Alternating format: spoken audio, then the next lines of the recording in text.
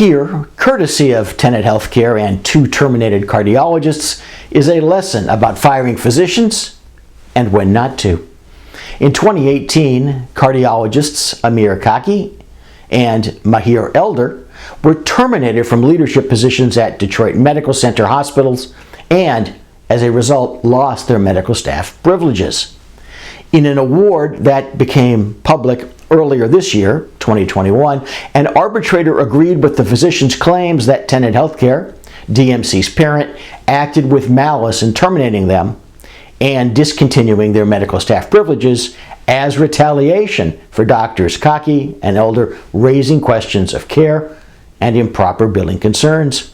The arbitrator awarded $10.6 million in damages and ordered that their medical staff privileges be reinstated.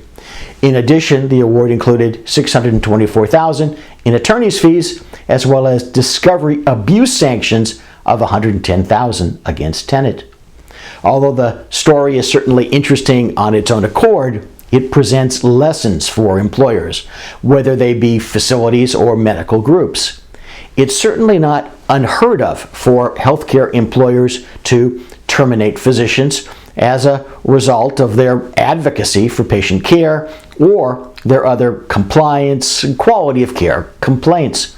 And it's certainly not unheard of for fired physicians to claim that their termination resulted from such advocacy when it actually didn't, or even that there was advocacy when there wasn't.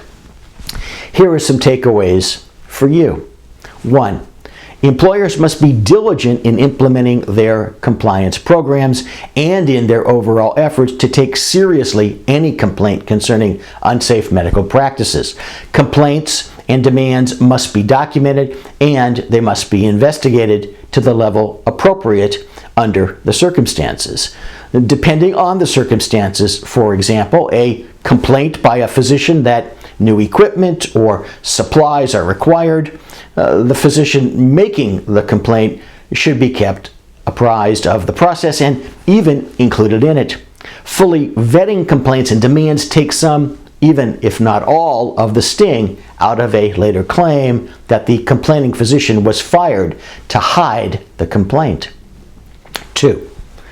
I thought about not including this because of obviousness, but I changed my mind.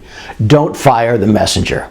And even if that's not the reason for the termination, remember that bad timing will almost always cut against you. 3. Disruptive physicians want to claim that their termination for cause was actually termination in retaliation for valid patient advocacy or as a result of some other improper motive. Employers must carefully screen out potentially disruptive job candidates.